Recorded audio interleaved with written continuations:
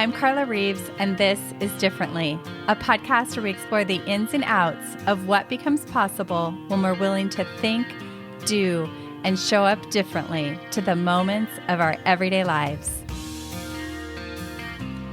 You know your time is incredibly precious and that your deepest dreams and desires are calling for your attention. So why is it so difficult to actually live true to what you know in your heart? Most people around us are rushing, stressing, and planning their next move to do more, get better, fit more in so that someday they'll have time to do what really matters. Does this sound like you? It's easy to get sideswiped into believing that this is just the way things are and will forever be this way. After all, if we look around, there's plenty of evidence and of everyone else is struggling with the same thing and with their time and going through the same experience. However, I think I know something about you. You aren't like everyone else. You want more. You know in your heart it's possible, but you're tired of trying the same old thing and getting mediocre results. A profound shift in how you experience time begins on the inside. This is what I discovered. You can apply all the techniques and strategies you want around time management and productivity, but until you revamp your inner experience of time, a peaceful, powerful, productive, lasting, positive relationship with time will be elusive. I too struggled with this for years until I began to make some simple, high impact shifts. And instead of applying more tips and tools and strategies, I started on the inside. And what I discovered is that as I cleaned up the way I think about time, the way I approached time, I began to shift my experience of time in the most amazing way. It didn't happen overnight, but with patience and consistency and practice, I was able to alter the way I spend my time for good. Time no longer runs me. That heavy weight, the lifelong burden of time was lifted off my shoulders, leaving me feeling empowered, energized, and alive. I want this for you too. And I'm going to walk you through some simple steps that I took that you can take in your life too. The first is clean up your thinking. There's a quote by James Allen that says, "Let us radically alter our thoughts, and we will be astonished at the rapid transformation it will affect in the material conditions of our lives." As humans, you've heard me say it, but we are thinking machines, and we are constantly filling our minds with thoughts about time and relating to our thoughts as though they are absolute truth. For example, what's the thinking that stirs in your mind about time? What do you think over and over again when it comes to time? Here are a few that were in my head and that I hear often. I don't have enough time. I'm too busy. I've got too many things to do. The to-do list never ends. I'll never get it done. These thoughts become unintentional mantras and have a huge impact on the way you feel, approach, and ultimately experience your time. How are you likely to feel when these thoughts circle in your mind again and again and again? Likely you're going to feel stressed and hurried and anxious and distracted and rushing from thing to thing while never feeling truly present or peaceful. You might be doing great things, but how likely are you to enjoy it when you've got this little monster in your head yelling at you all day long about how urgent everything is, how far behind you are, how much more there is to do, and on and on. These reoccurring thoughts, they become a self-fulfilling prophecy.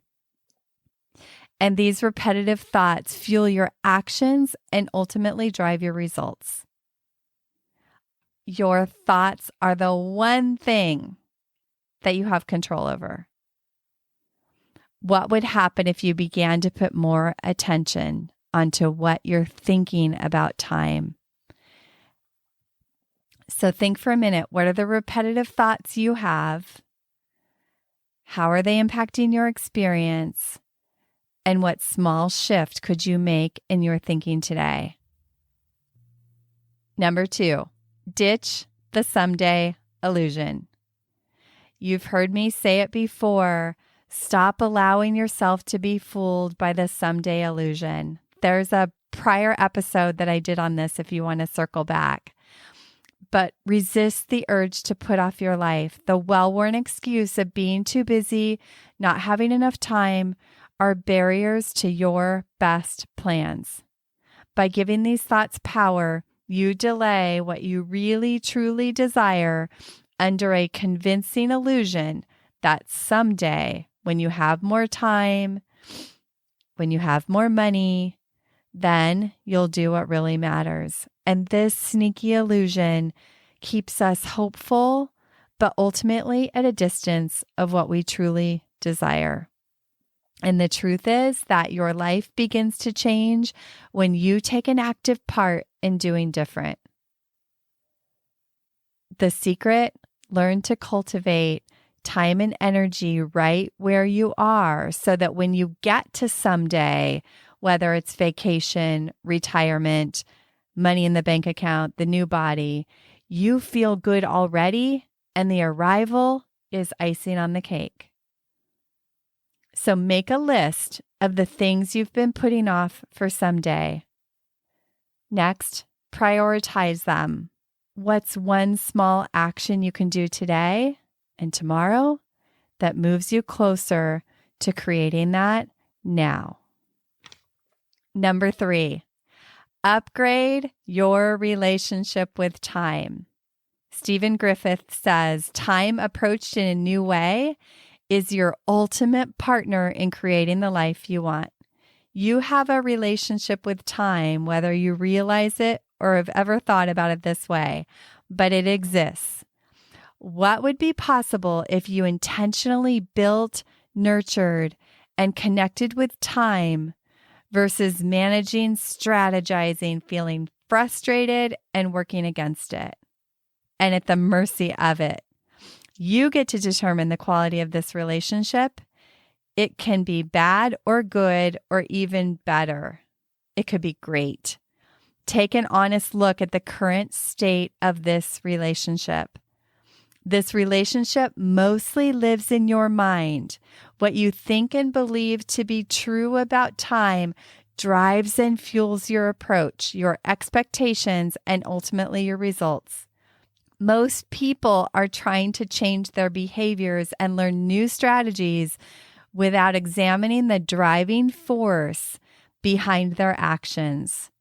If you've tried applying new time management strategies, techniques, but feel that you've only been able to make a bit of headway before falling back to old patterns, this is a good indicator that you've got to address the foundation, which is your thinking and ultimately your relationship with time. What's the driving force to changing your ability to more effectively manage your time? Acknowledge and examine your own relationship to time. What does it feel like, sound like, and look like? Be brutally honest. How is this current relationship impacting the way you approach and experience time? What do you want this relationship to be like? And what's one small change you could make today to move in that direction? Number 4, fire yourself from old jobs. I've talked about the survival model in a previous episode. Most of us are trying to add strategies, add techniques, do different things when it comes to managing our time better and having more time. The approach I like to take is let's find the places, the barriers, the things that are preventing you from experiencing time the way you want to, and remove, eliminate, shed those. You can find enormous amounts of time and energy here and harness it for the things that truly matter to you. Keep in mind that these can sometimes be blind spots and require a willingness to do a deep dive into the patterns and behaviors that might be rooted in your past. Consider that there are old ways of doing things that are robbing your precious time.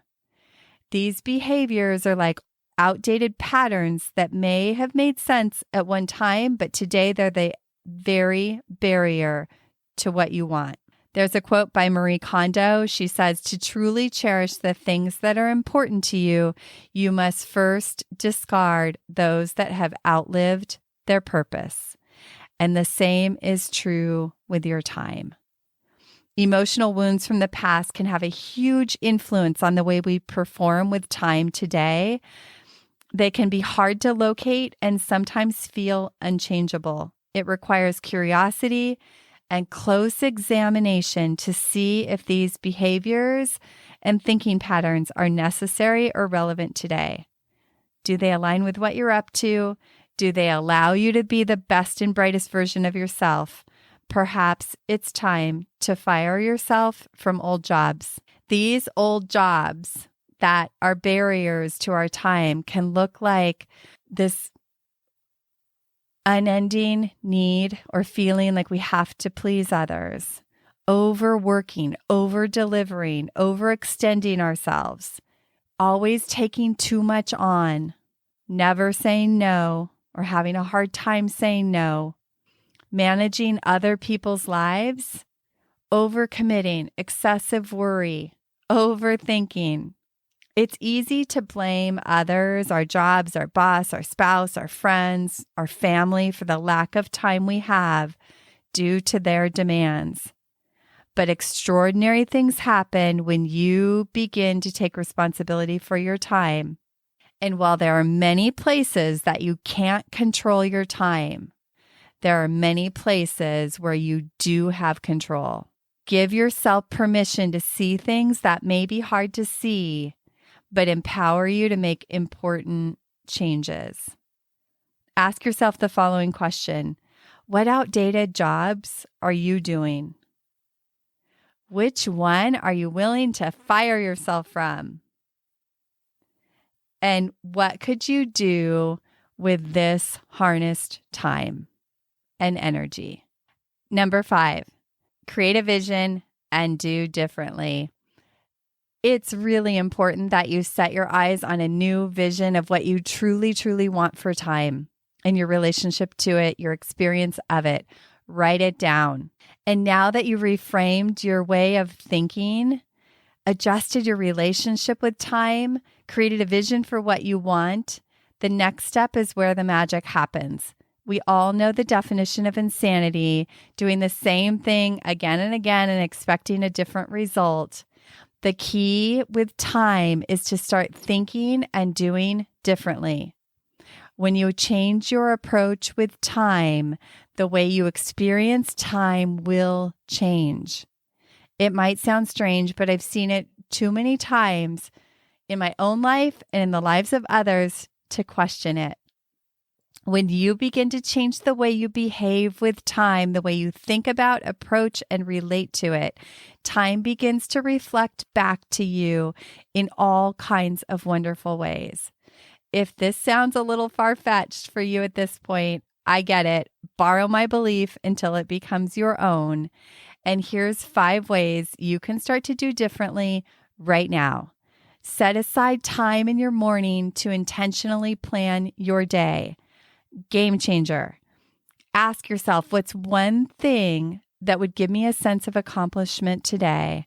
And make sure that one thing happens. Everything else becomes a bonus. Focus on the time you do have instead of about not having enough. Lovingly say no to guard your time and make room for bigger yeses. Take one small step towards something you've been putting off until someday. When you find yourself sinking into negative thinking, Stop and pivot towards what you do want and take a simple, small step in that direction.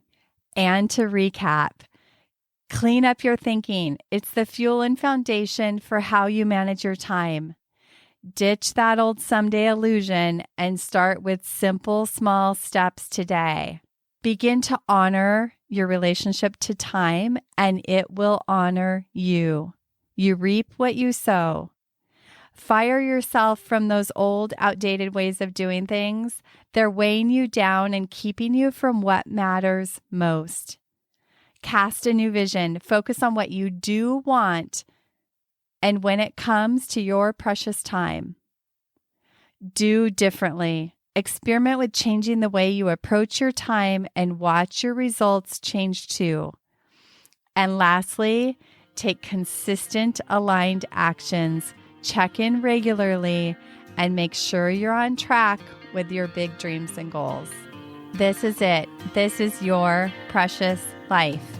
Choose to live it more fully, more intentionally, right here, right now, today. I believe in you. Thank you for tuning in to this episode of Differently. I hope it stirred your thinking, and I invite you to take one inspired action from something that stood out to you.